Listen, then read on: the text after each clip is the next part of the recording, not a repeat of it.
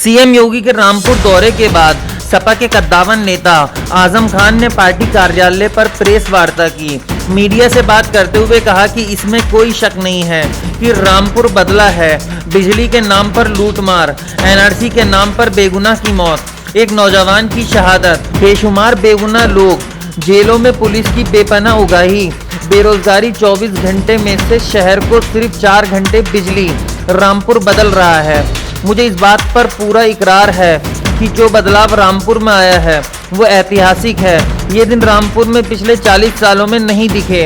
रामपुर कैसा था इसे रामपुर वाले ही नहीं पूरा हिंदुस्तान जानता था। सीएम योगी द्वारा 72 करोड़ की परियोजना के लोकार्पण और शिलान्यास करने पर सपा नेता आजम खान ने कहा कि 72 करोड़ की सौगात मिली है। मेरी सरकार में एक मोहल्ले में 100 करोड़ के कम का काम नहीं हुआ। एक सड़क टांडे से लेकर उत्तराखंड तक 110 करोड़ की थी। रामपुर बदल रहा है। आजम खान ने कहा कि हो सकता है मेरे जीवन में ये संभव न हो, लेकिन मैं दावे के साथ कह सकता हूं कि मरने के 10 साल बाद वही लोग जो आज मुझे माफिया और मुजरिम कहते हैं, इन्हीं कुर्सियों पर बैठे हुए लोग मुझे भारत रत्न देंगे। इसलिए कि शिक्षा के क्षेत्र में जो मैंने काम किया वो पूरे भारतवर्ष में आज तक किसी हिंदुस्तानी के इतिहास में किसी ने नहीं किया। एक गली में रहने वाला व्यक्ति, एक गरीब परिवार का व्यक्ति अपने जीवन काल में एक अजीम शान विश्वविद्यालय और मेडिकल कॉलेज जो पूरे राष्ट्र के लिए सम्मान होता है उसे बनाने में कामयाब हुआ।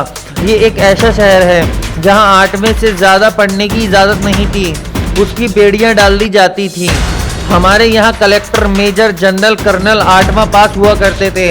हाई कोर्ट के जज सीधे हाथ का अंगूठा लगाने वाला जाहिल हुआ करता था। लेकिन आज रामपुर बदल रहा है। सीएम योगी का नाम लिए बिना आजम खान ने उन पर तंज कसते हुए कहा, मुझे अफसोस है बहुत बड़े लोगों ने बड़े हल्के शब्दों का इस्तेमाल किया। हमारे कुकर्म आपके सामने है।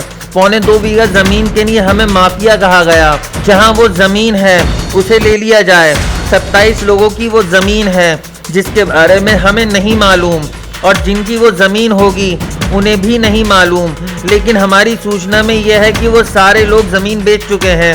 फिर मैं किस बात का गुनहगार हूँ, लेकिन ईडी को फेस कर रहा हूँ, और मैं, मेरा परिवार, मेरे सैकड़ों लोग हज़ारों की तादाद में मुकदमे फेस कर रहे हैं। क्या इससे भी ज़्यादा कोई शर्मनाक बात हो सकती है? व्यवस्था के लिए मैंने वजीर होते हुए मेरी बीवी जो असिस्टेंट प्रोफेसर पद पर रिटायर हुई हैं, जो राज्यसभा की सदस्य रही हैं और एमएलए भी रही हैं, मैंने और मेरी बीवी ने शराब की दुकान लूटी है, शराब की बोतलें लूटी हैं और 16,900 रुपये के गल्ले का डाका डाला है। क्या ये स्तर राजनीति का हो सकता है? सीएम योगी के रामपुर दौरे के बाद आजम खान आग बबूला हो गए। उन्होंने सीएम योगी पर जमकर निशाना साधा। अब देखने वाली बात ये होती है वार पलटवार का सिलसिला ये कहां तक जाता है। ब्यूरो रिपोर्ट, द हल्ला बोल। अगर आपने अभी तक चैनल को सब्सक्राइब नहीं किया है तो प्लीज सब्सक्राइब कीजिए और ताज़ा अपडेट पाने के लिए बेल आइकन को